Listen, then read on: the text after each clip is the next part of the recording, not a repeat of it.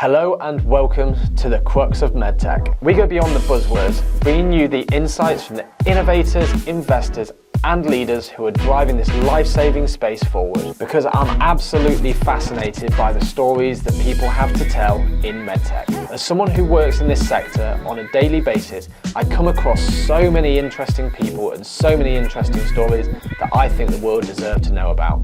Welcome to the Crux of MedTech. Hello, Mark, and welcome to the podcast. Hi, Henry. Good to be speaking with you. It's a pleasure to host you. So, as we always do, it'd be great to understand, how did you get into the world of MedTech?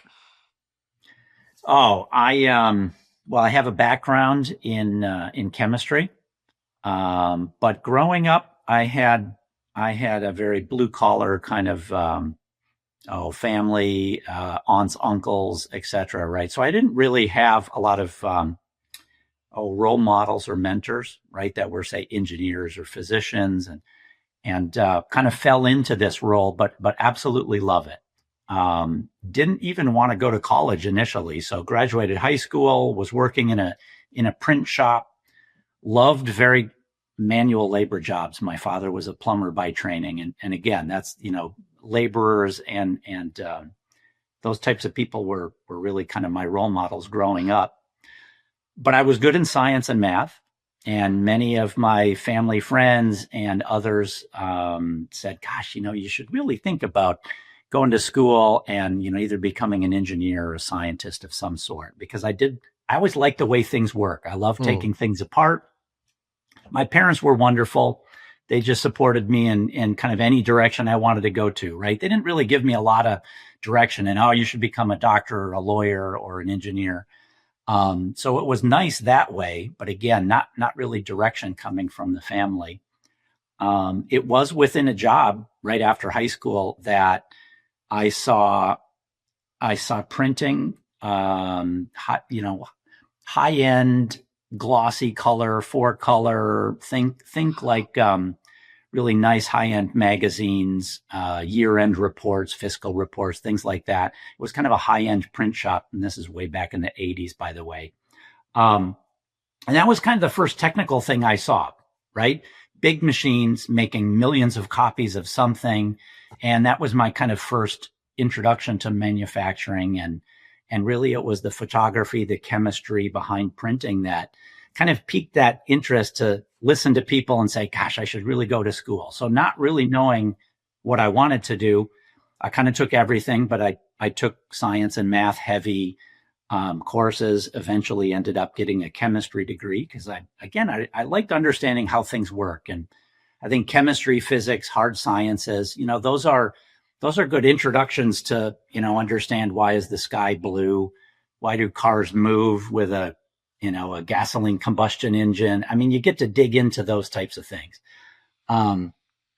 So after getting a chemistry degree, considered going into graduate school. I got a little taste of undergraduate research. I fell in love with that as well.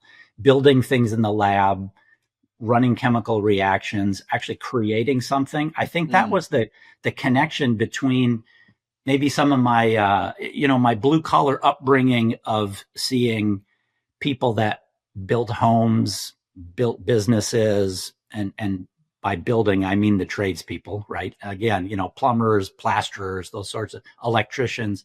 So I really gravitated towards working with my hands, but, coupling up science and working with your hands, that's ultimately how I kind of got interested in finding a med device job. So, in the medical world, there's certainly the pharma industry is large, and a lot of chemists with that kind of science background would end up working in pharmaceuticals.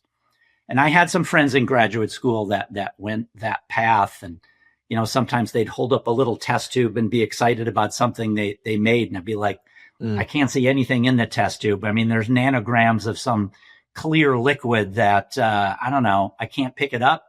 I can't test it. I can't pull on it. I can't twist it. I certainly can't taste it. So all of those things were kind of pointing towards devices, something again, tangible.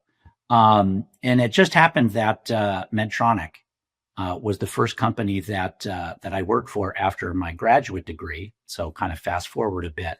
I have a PhD in chemistry, and in particular polymer chemistry. So think polymers and plastics.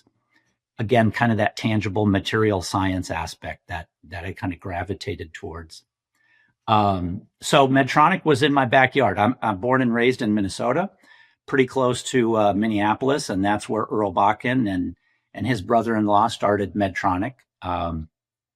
Interestingly enough, my uncle went to elementary school with Earl Bakken. So, of the famous stories of the starting of Medtronic, in Earl's garage in Northeast Minneapolis, my grandparents were immigrants to this country and settled in Northeast Minneapolis as well. And it's interesting to kind of have that little personal connection with Earl.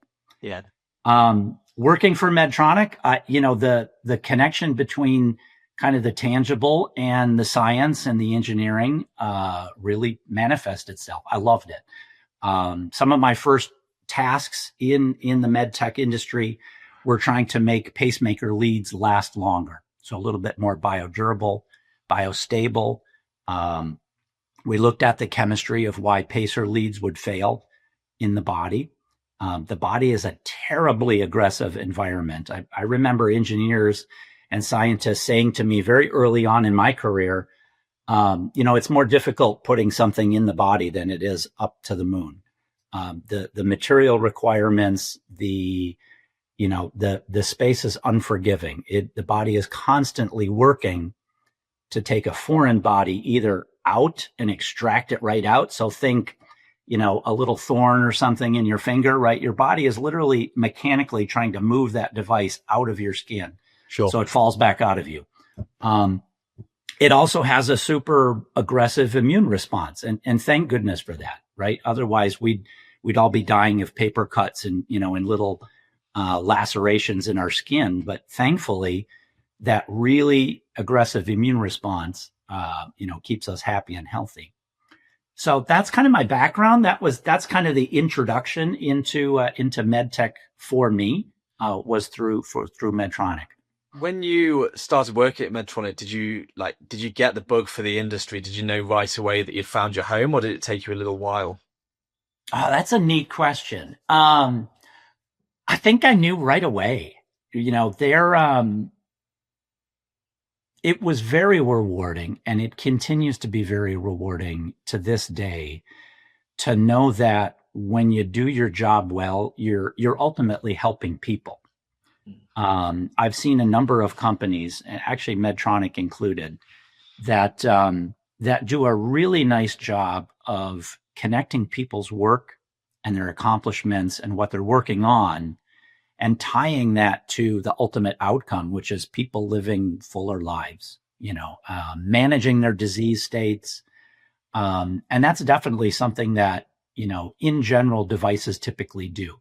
There's a very mechanical aspect to that, whether it's a knee joint or a hip joint or a pacemaker or an implantable glucose monitor, long-term or short-term. These are all things that kind of connect that tangible, hey, it's made out of metal, plastic, it's either active or it's passive, but people are aware that they've got something in them, and that's an interesting connection. For sure. So going from pacemaker wires in Medtronic, what was the next step after that? Well, at a, excuse me, at a biomaterials meeting, in Hawaii, I met someone who was looking for a polymer chemist to join a startup company. This gentleman's name was Jim Brauker, and he had reached out to me digitally. I don't actually remember if it was through LinkedIn or something else. This would have been in the 90s, so well before a lot of social media. You're meeting other people through conferences and through connections that way. But anyways, Jim and I had connected, and we both knew that we were going to be in this in the same place at the same meeting, this biomaterials conference in the Big Island of Hawaii. And so we met up. Jim had his laptop with me. His goal was to hire me. I didn't quite know that at the time. But he spun his laptop towards me and he showed me some data and he's like, Mark, this is amazing. We've got this group. They're at the University of Wisconsin in Madison. It's led by a researcher named Stu Updike. And they've got some of the most amazing glucose sensing data I've ever seen. And I didn't exactly know Jim's background. He had already been, he's an immunologist by training. He's implanted a number of things, both in animal models and in people. And so he's kind of a biomaterials expert at that interface of where something foreign is in someone's body and how do you kind of modulate that innate immune response.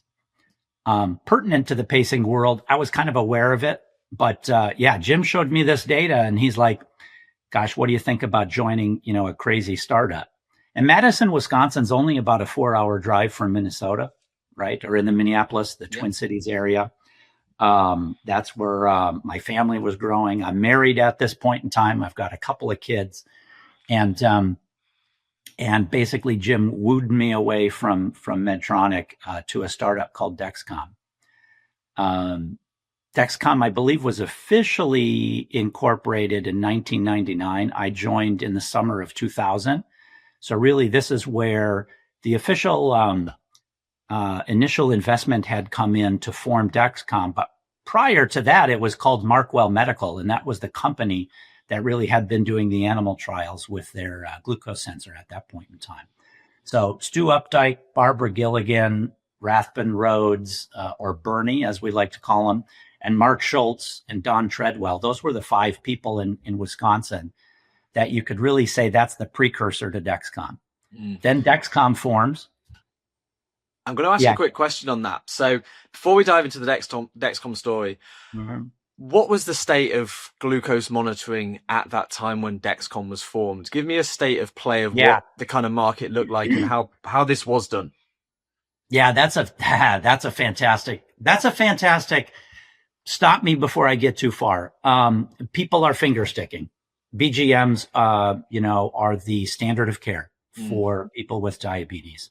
So if you are a insulin dependent type 1 or type 2, you're picking up finger sticks and your doctors are telling you, depending on how brittle that person is, boy, you should be sticking yourselves, 5, 8, 9 times a day. Man. And there were horror stories of people that have been living with diabetes for a good 20 years. And, their fingertips look terrible, right? I mean, they're so scarred up. Yeah. Because really to be able to make those decisions, multiple times a day, every time you're eating, whether you should dose or not, if you're ever trying to get a trend, well, what do you do with a point and care device like that? You have to take multiple readings, right? And sometimes a reading goes bad. I don't know, Henry, if you've ever attempted to prick your finger and, do a blood glucose test, but they don't always work perfectly there either, right? And so, that was the standard care at that point in time. Now, in the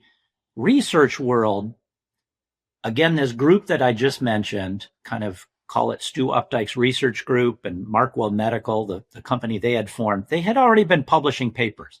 So you could consider it as they're already a couple of years into doing research.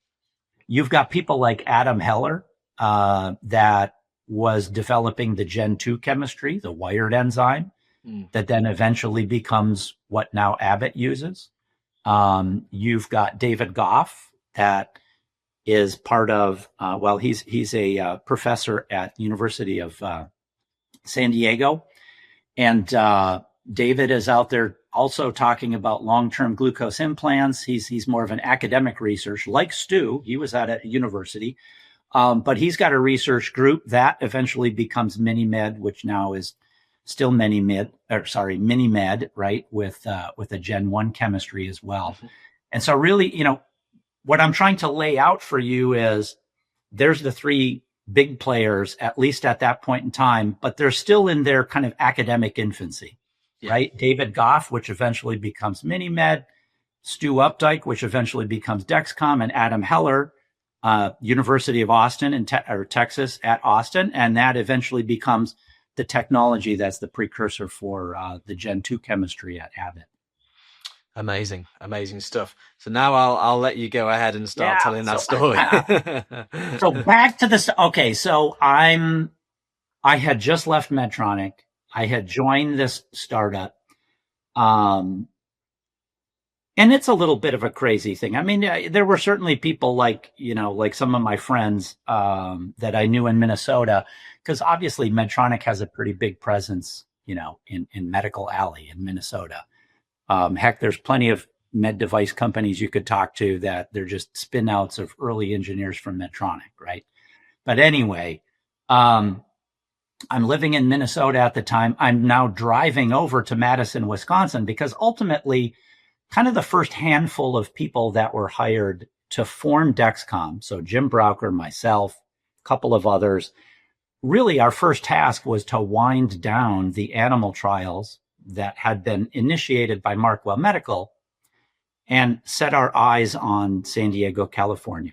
The day I signed up at Dexcom, we already knew, and that was already decided, that we were going to move operations from Madison out to San Diego, right?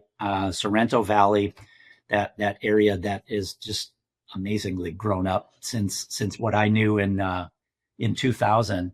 But that was some of our first tasks. So learn the chemistry, learn the manufacturing techniques, evaluate the devices, wind down the animals trials, and then ultimately think about manufacturing. Because now we've got to take something that, academics are great at making 1, 2, 3, 12, but they're not so good at making 1,000, 10,000, 100,000, right? So now you got to hire kind of the industry people and think about how do you take what we hope works fantastic. We got to continue to work on that.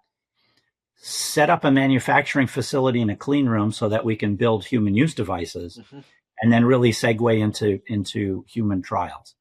Just to put one more pin in Madison, Wisconsin, and kind of round that activity out.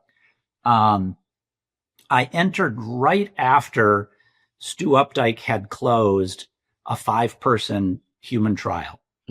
So, the devices, this is kind of funny. I think I probably, ironically, you got one there. Literally have a device, there you go. what that looks like. But anyways, this literally was the size of the device. This style of device, it actually had stainless steel wire, not plastic zip ties. But anyways, literally the epoxy encapsulation, there's 2 coin cells, electronics, they literally embedded a piece of paper with the frequency that this thing was chirping out, an RF signal. I mean, it looks very crude. Yeah. But that ultimately was the device that created the human data that Jim showed me that convinced me to leave Medtronic and a really nice 401k and stock purchase plan and join a startup. So anyway, I joined right after that was collected, but obviously, this would not do. So part of the motivation was to take that, make it smaller, of course, and then get that in an appropriate environment with the ISO controls that we could do human use, FDA approved trials. And actually build devices. Yeah, it's just a Hank 1, although there's a lot of generations.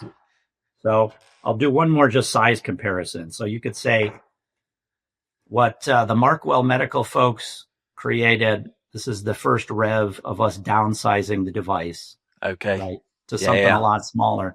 But I mean, similarities, there's still a coin cell. Yep. Still electrodes. That part of it did not change. And by the way, I mean, although I got involved in kind of the epoxy encapsulation and the creation of the device, some of the earliest manufacturing protocols, the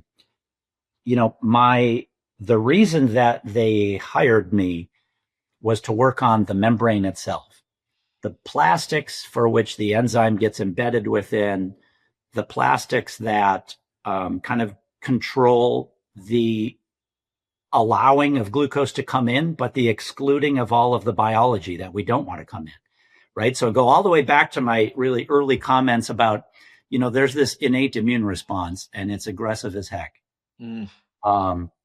it puts out, chemicals that literally dissolve plastics, right? They're very reactive. So just having a spatial buffer to keep biology away from kind of the sensitive part, all of that was multi-membrane coatings. You So said were they earlier that were they having problems with that, which is why you were brought in? Was there like a problem that you needed to specifically solve? It was really reliability, right? So again, what they could do when they were making this device is they could make a bunch of this plastic membrane, and it literally looks like saran wrap. Like it's literally something that they would just, wrap down and put a little O-ring and hold it down onto the device. That was the multi-layer membrane. They could make a few 100 feet of it, and most of it would be quote unquote bad and wouldn't work well. And parts of it would work well. And so if you only need to build, 5 devices for a small human trial, that's okay. Manufacturability, designing for manufacturability so that yield is up and, device to device consistency exists. This is like literally 15 years before factory calibration, right? So we haven't even gone into the, what happens in the earliest days of CGMs, but, they weren't factory calibrated. They were, each individual device was tested. So that was part of the reason of, bringing in a polymer person. Okay, epic. I think you were going to carry on before I interrupted you, to be fair. Oh, yes. Let's see. Gosh, where was I going with that then? So early Dexcom stories. Setting up and so there were people that were brought on to do the engineering of the smaller device. Some of those earliest of people, they're my friends to this day, and maybe a couple of them still work at Dexcom, although very few. People like Apurv, Kamath, heck, Jake Leach was hired as an intern. I mean, he's now the CEO. So, if you're reaching all the way back to like 2001, 2002, as we were staffing up to kind of accomplish this device right here, more hardcore mechanical engineering, electrical engineering. There's a lot of disciplines that go in to make a CGM. I mean, it is a really, really complex device when it comes to kind of the chemistry, the engineering of how this works, battery efficiency, just so that the dang thing lasts as long as we'd like it. That was some of the work that was going on in Sorrento Valley back in those days. I'm interrupting this episode to bring you a word from our sponsors, TTP. TTP is a leader in complex medical technology development with deep scientific and engineering expertise. They support ambitious medtech companies in solving high-risk, high-complexity challenges where there's no margin for error. Whether you're tackling uncharted technical territory or racing to bring a product to market, TTP provide clarity and direction. By de-risking innovation and ensuring seamless alignment with regulatory and manufacturing demands, TTP help you move forward with speed and confidence. To find out more, check out the show notes. Talk me through the journey that you went on then. So we got to the stage of we've done human trials and we're starting to scale up for manufacturing. And what comes next? Yeah, so so we go into human trials and we start getting some really interesting data. Some of the very first data that endocrinologists would really see. So I want to touch on 2 aspects then that are kind of interesting at this point in time. So you could say this is like 2003 kind of time frame.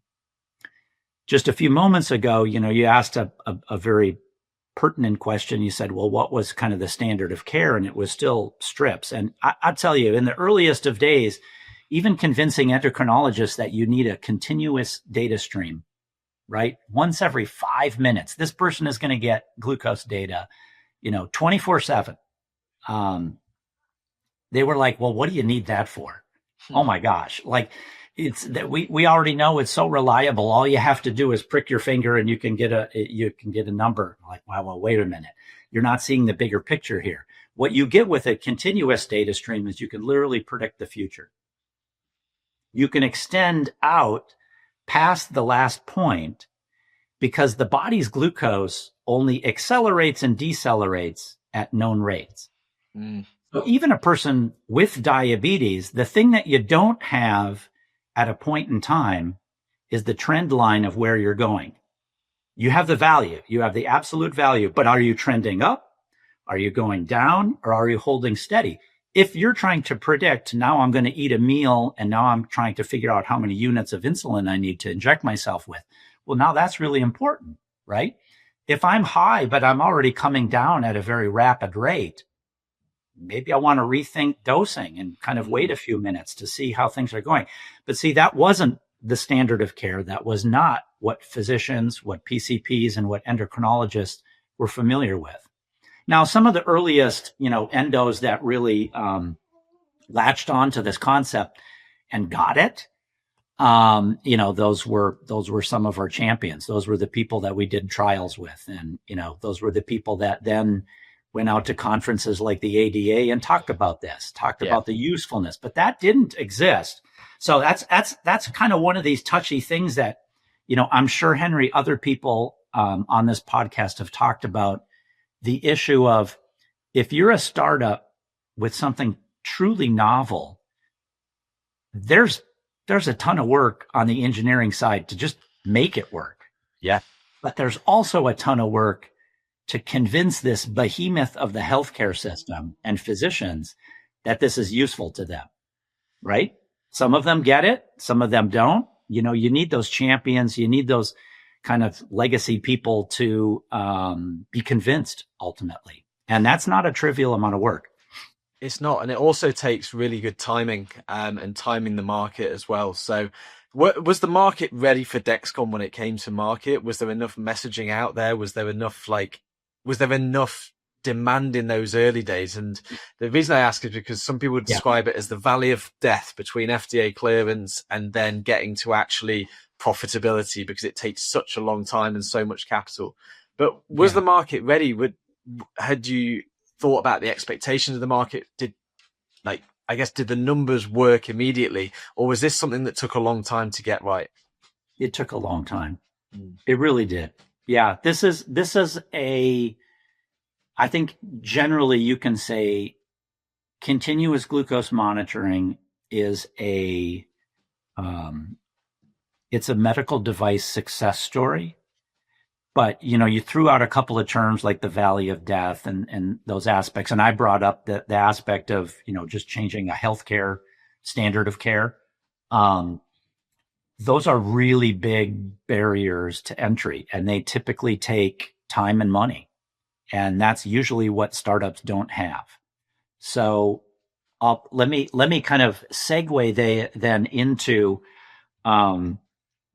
we were running trials. We were learning about the immune response, the really fundamental science stuff. Like some of our scientists, not only my boss, Jim Brauker, but Victoria Carr-Brendel, others that were like immunologists and running the animal trials, eventually running the clinical trials. We were learning very fundamental science. No one had ever seen the body's innate immune response like we were seeing it, right? Because we had an insight into healing. When the body right next to an implanted device is spun up, really aggressive, and everyone knows roughly the cascade. If I right now took a razor blade and cut my finger, everybody kind of generally knows what's going to happen. It's going to bleed for a few minutes. White blood cells are going to come in. You're going to get, that thrombosis event. But then there's a whole chain of cellular events eventually leading to scar tissue, right? So that whole kind of cascade, if we just, plot that out on an x-axis, people are very intuitively familiar with it. That's what's really kind of neat about, healing in a way. And we could literally measure that. Right? With a lot of heightened activity, well, there's no more glucose left over for our device. So we'd kind of talk about a sleep period. So we'd implant the device within a fresh wound. Glucose signals are nice and strong and high. Well, but then after the cells start talking to cells and all of this metabolic activity spins up. Now I'm talking literally, a couple of cells thick right at the interface of our device that we just just implanted in someone. There's all this heightened activity. Well, of course, that's taking oxygen and glucose. It needs energy, and that's the energy currency of the body. So, of course, what does that do to our glucose signal? Well, it tanks it. I mean, it literally goes to zero. And, you could just basically chart that. You could watch someone's healing. So it would go down. If everything was set up correctly, they would wake up from this quote unquote sleep period. Sometimes in people that was 2 weeks. Sometimes it was 7 weeks. And again, I'm going to go back to my cutting my own finger example. Yeah, in about 7 days, I can't even see where that paper cut existed, right? It's no longer red. It's no longer inflamed. That all kind of resolved in a couple of days. And then ultimately, if it was a bad laceration or a bad wound, well, then some neovascularization needed to happen. Some new capillaries and blood vessels may be needed to kind of equilibrate in that region. But once all of that happened, boy, our devices woke up and they were fantastic. Awesome. Here was one of the big problems, though. I'm going to make a sweeping generalization here just to kind of make my point. It worked really well in about half of the people. So as a device that requires an implant procedure, a little outpatient OR or surgical suite, require someone other than an endo to, implant this device. Is that an acceptable therapeutic if it works half of the time? Well, you go back to the pharmaceutical industry, and what are those people? Not that I don't like pharma people, but what happens if one particular classification of a medicine doesn't work? Well, the doc says, here, take 2 of these and try this tomorrow, right? So let's end that and try this. So it's very easy to pivot if something isn't working for a particular person, maybe for a good reason. Their biology isn't suitable, right, for a particular medication. It's not really acceptable in devices. Devices have to have a much higher success rate. So we had learned how to make glucose, measurements in a sub-Q pocket with a nice small device like this. When it did work, it was life-changing. Even though oftentimes these were blinded or slightly unblinded. Sometimes we ran studies where the patients would start to see their own data only if we met certain criterion within the study. And we are already noticed, without telling them to do so, if they just saw this continuous stream, they started modifying their behavior, better outcomes. Now we've got all kinds of published, papers within the last 15 years that say, oh yeah, give people this level of data and you will absolutely positively have better outcomes. But see, back in 2004, we didn't quite have that at that point in time. So a big pivot had to happen. And frankly, it was more because of, business reasons, right? So Dexcom had consumed a fair amount of cash. We'd gone through a couple of rounds of financing, and we knew we had some fantastic technology, but for a 1-year product, which was what the initial target was, a 1-year implantable, the runway was just too long to kind of finalize and figure out the last, bit of design and engineering that would have been required to get the 50% work and 50% don't, to get that percentage up to where it was a reasonable business case, not science, but business case. The feeling was we just don't have the runway to do that. So the pivot to the STS, right? And that, I don't know who the marketing department was. I didn't come up with that name. It literally stands for short-term sensor. So that was, that was Dexcom's, wizardry in marketing at that level. But that was one of the main reasons, not because, the membrane and the chemistry didn't sense glucose. It was more about how do we tease it such that we're just going to get a higher percentage of devices to work. So what did they give up on now? Well, they gave up on the convenience of the implantable. I can literally point you to a paper. Remember, I mentioned David Goff, Adam Heller, and Stu Updike as who I would consider to really be kind of the founding fathers of biosensing. There might be others. I apologize to anyone who kind of thinks they should be in that category, but at least to me, I've met every one of them. And I think, and there's the 3 main companies to this day, right? can trace their foundations back to those three academics. Anyway, they all three of them wrote papers. Man, how great would it be to have a 1-year sensor? That was the thought back, a little bit more than 20 years ago. That's what they were all working towards, was a long-term implantable sensor. You give up that if you have to put something on your body, right? So small is great. You don't notice CGMs today. I mean, I don't. I appreciate the fact that I do not have diabetes, but I've worn a lot of sensors, many even at one time.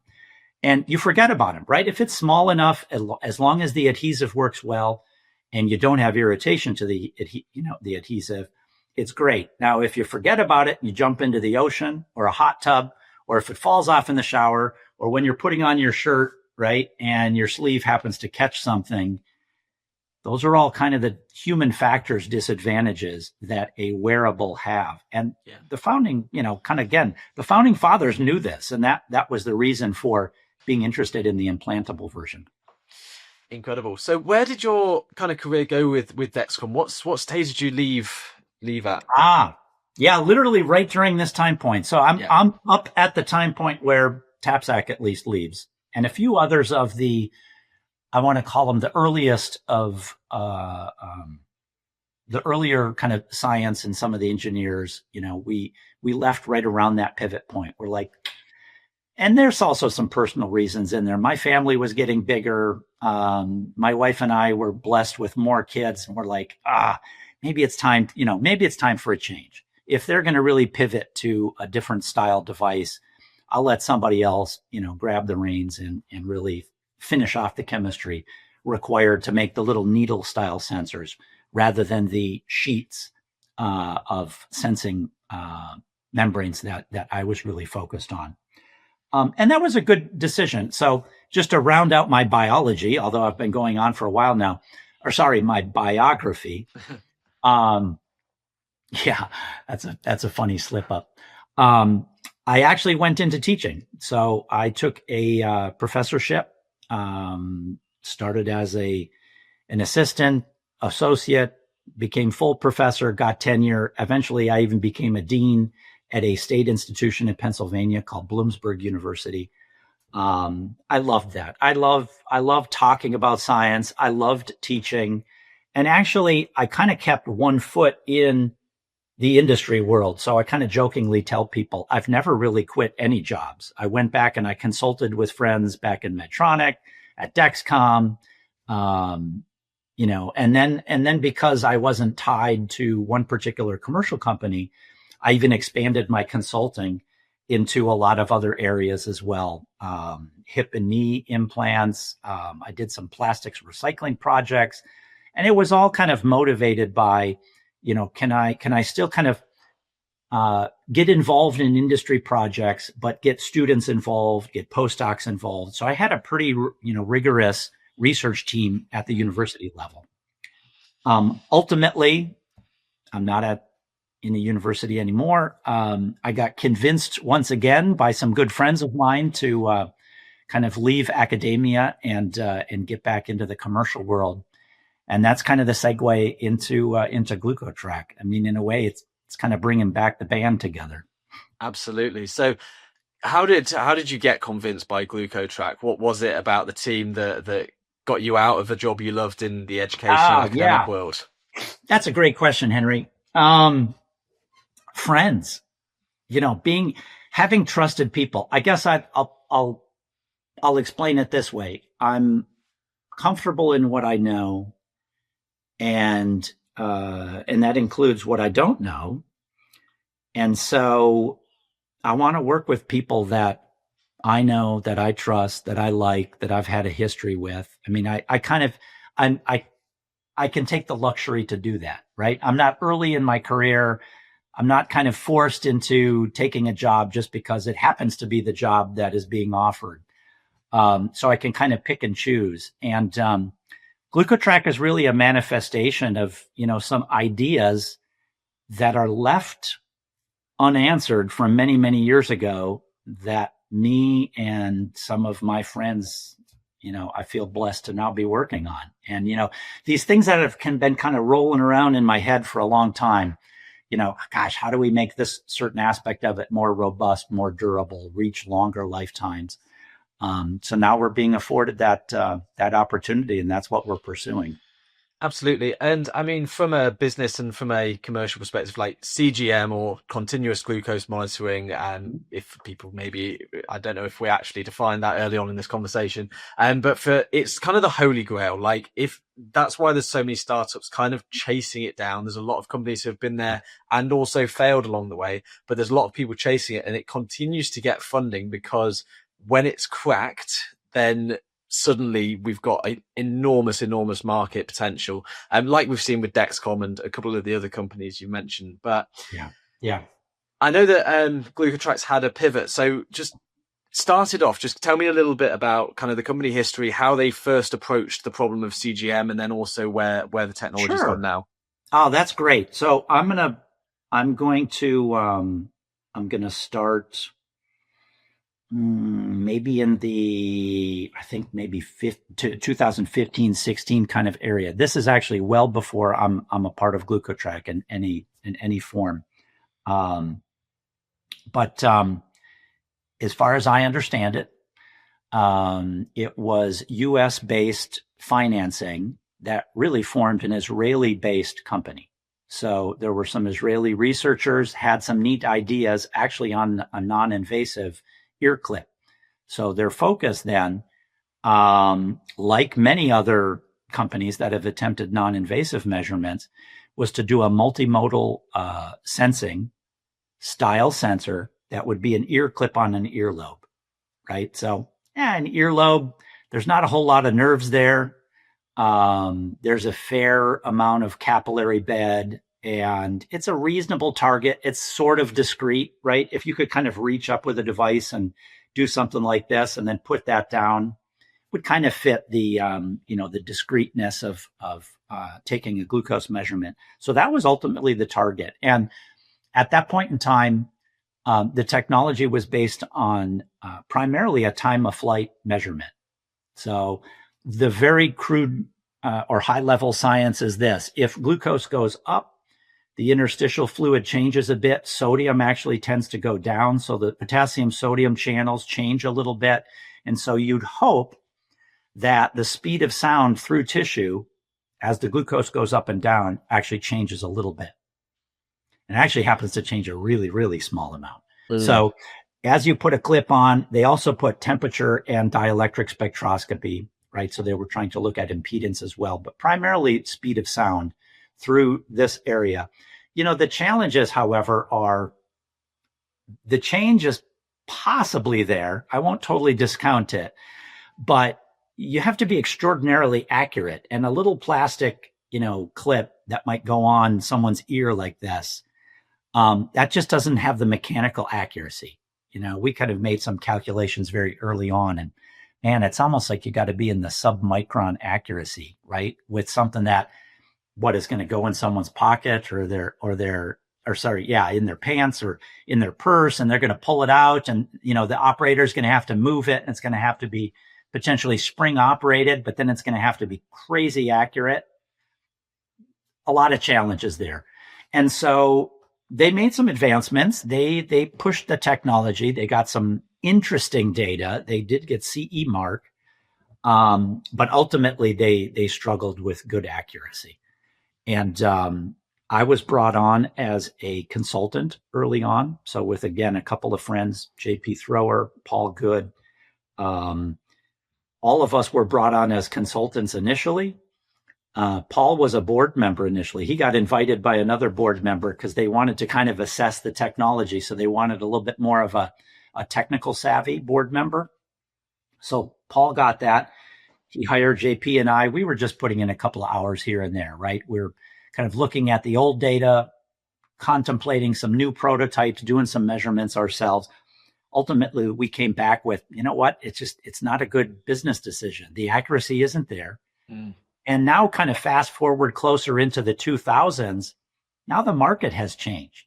A point in time measurement is just not quite as impactful, because now what has happened to the whole standard of care? Well, the standard of care now is continuous. So we kind of missed the boat, right? In that 2015 to kind of 2020, 21, 22 timeframe, if the ear clip would have worked well, and it would have worked well really early on, maybe it would have gotten some traction kind of in the business realm. But the market had changed. And so we felt we really needed to pivot. And Paul went back to the board, almost a little sheepishly so, because he was a little worried. He's like, we're going to tell you that we want to pivot away from this product. And actually, interestingly, the board was like, well, that's fantastic. Okay, what would you do then if if you were to take the reins and, run with a product for kind of that would better fit the market, really? And ultimately, kind of long story short on that, Paul relinquished his board seat. They offered him the presidency and the CEO. And, again, JP and I were both consultants, and we segued over about a year's period to being full-time employees. So just about everybody in Glucotrack, with maybe the exception of like a couple people, have started as consultants, put in a little bit of time, segued away out of some other position, and then eventually to full-time employment as we've kind of grown Glucotrack. So yeah, that's kind of the Glucotrack pivot away from the point-in-care ear clip to now the focus on the intravascular 3-year sensor. Another quick interruption to tell you about our sponsors, KUKA. KUKA is a global leader in robotics with over 25 years of experience partnering with medtech companies on their journey to market. Their reputation is built on robust technology, reliability, and long-term collaboration. More than a supplier, KUKA provides trusted support throughout the product lifecycle, from development to integration and beyond. For companies exploring robotic solutions, the KUKA LBR Med offers a ready-to-integrate, state-of-the-art option that meets the highest medical standards, without the need to build from scratch. If you want to find out more, then head to the show notes and follow the link to KUKA's website. Intravascular 3-year sensor. How did this kind of come about? Was this from your ideas? Was this getting some technology bought in? Like how did the implantable actually come through? Yeah, so there's a number of interesting aspects. Let me start this way to say we're not actually the first people to implant a glucose sensor in the vascular space. That was done a long time ago. There were various challenges there. They had been shelved for a variety of reasons. I don't know that I know all of the details there. I hear little stories about what had happened. I will say this. I know those sensors typically were more peripheral. They were in smaller vessels with slower and lower blood flow. So, when Paul kind of called me up, even years before I started at Glucotrack, and said, gosh, what do you think about this idea? What would you do to de-risk if we really want to target a long-term sensor? Because we already know, and certainly I already knew, how to make chemistry last a year. So he was starting to ask me, well, okay, what do we think we need to do to go ahead and make it last longer, right? Because that would kind of be a better fit into the market. Paul had already worked in the cardiovascular space in the pacing and stim world. I had already worked in the pacing and stim world. Our board member, Andy Balo, before he ran the clinical arm of Dexcom until his retirement just recently, he came out of the pacer industry. So, there's familiarity in the pacer world. Boy, I want to say that technology, going all the way back to Earl Bakken and some of the earliest, that comes from the 50s. So you're almost coming up on 75 years of understanding of how to make things work within the vascular space. The immune response is different. It is not as aggressive. I kind of liken it. So I'm not a biologist, although kind of jokingly, I can say I play one on TV. It's just not as aggressive as right under the skin, the subcutaneous space. So one of the primary things, understanding what we had built collectively, even in early Dexcom days, trying to apply some of that and maybe some new understandings to making an even longer device. I think the vasculature makes sense. There's also some, there's also some compartmental delay and kind of signal quality that you get being in the bloodstream. I mean, it's the super highway for analytes, right? So, really getting out into the skin and making measurements in the skin, even in some of the shallowest areas of the skin, there's innate challenges with that, right? How representative is that of all of the body's tissues? Well, for some things, it's maybe okay. For other things, maybe not so okay. If you're talking about automated insulin delivery, where, the time lags and, delays as compared to blood values would be a little bit more impactful. That's where we see kind of a competitive advantage of being in the blood versus, being in the interstitial or in the skin. And that said, it's, so let's see. I'm now doing a quick recap even in my head. So innate immune response is different. Signal integrity is wonderfully stable.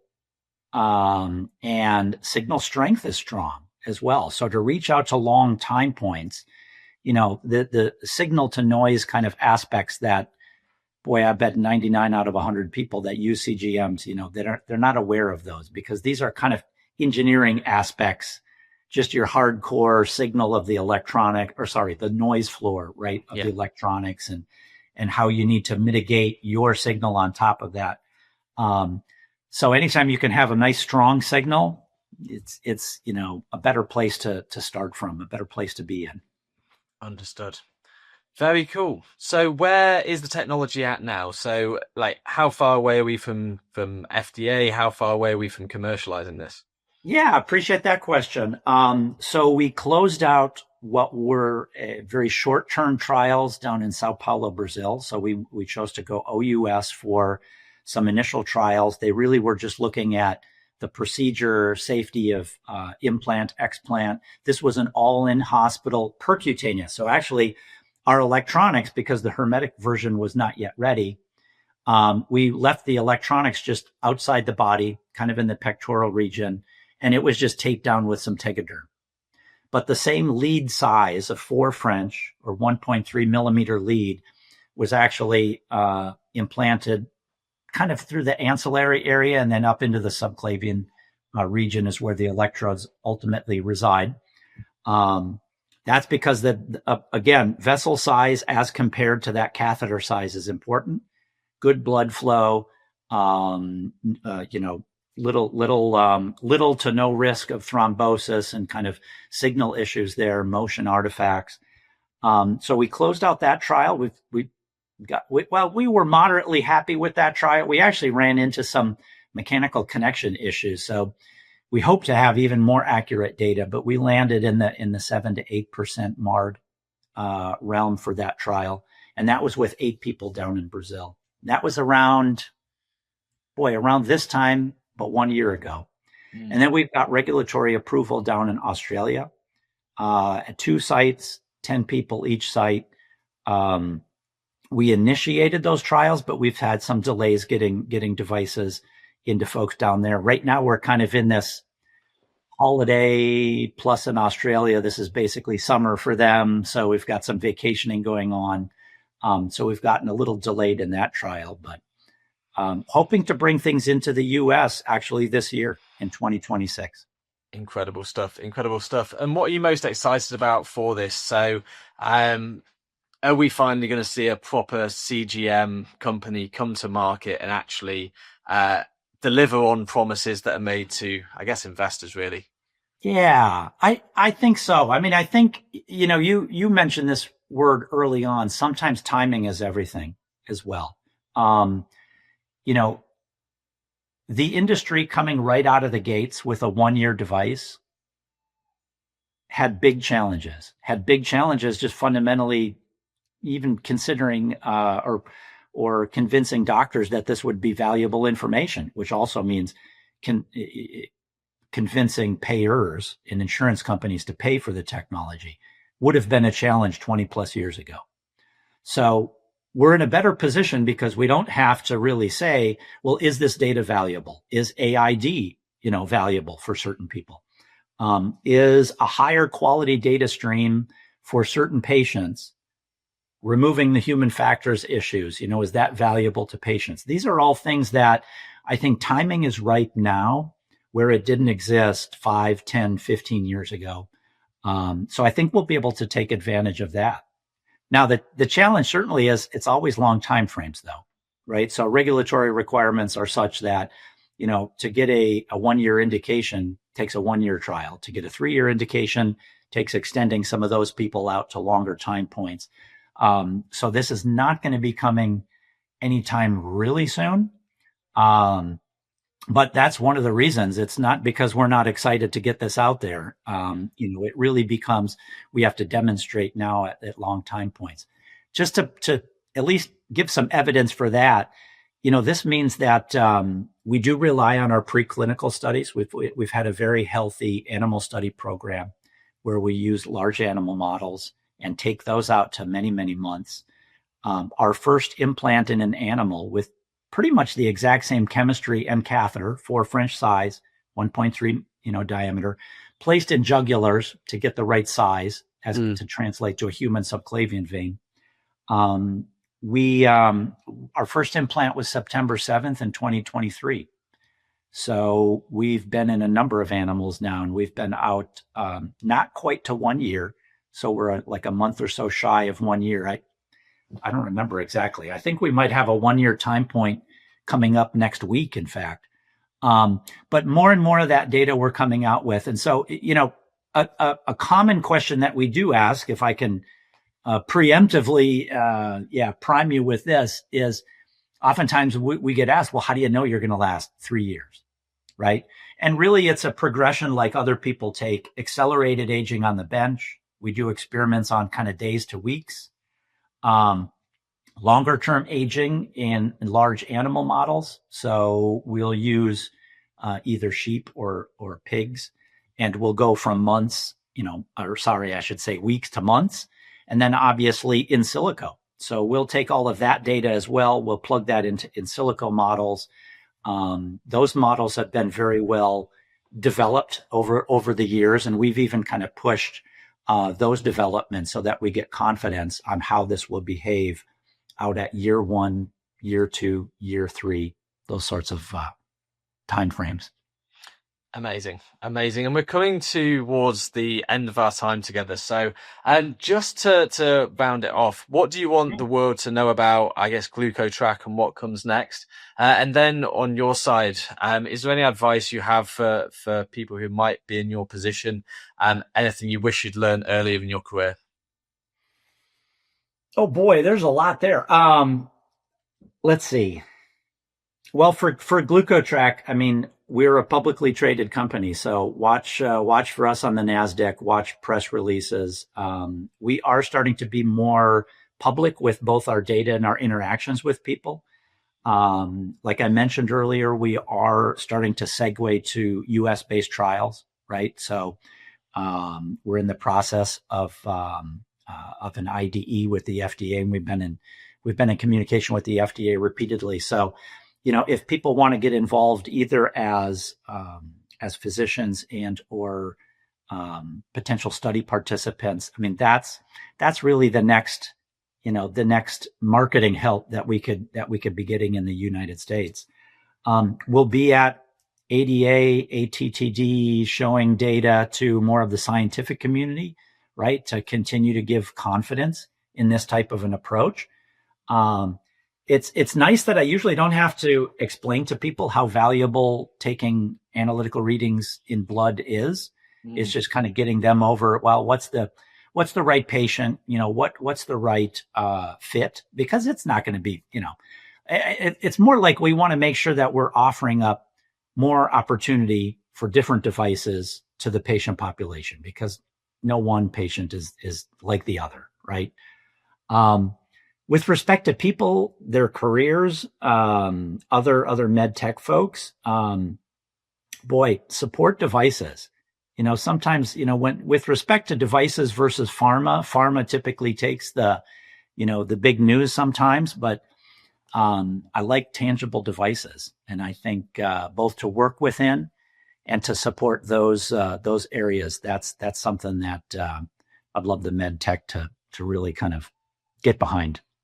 Well, thank you very much for joining me today, Mark. That was a fascinating conversation. So thanks for spending the time with me. I appreciate it, Henry. You Cheers. Take care. Thank you so much for joining me on the Crux of MedTech podcast. If you're not already doing so, please go ahead and subscribe on YouTube or follow the podcast on Spotify or wherever you get your podcasts. This podcast is proudly brought to you by Crux. Crux is a medtech search firm which places pioneers in transformative roles to help us live longer, healthier lives. We do 3 things for companies. We help hire world-class executive talent. We help companies raise investment from Series A to Series C and execute upon M&A. And we also are building a community of medtech leaders to facilitate peer-to-peer learning and accelerate the companies to help them go faster. If you're interested in any of those 3 things, please reach out to me on LinkedIn or follow the link in the show notes to find out more. Thank you.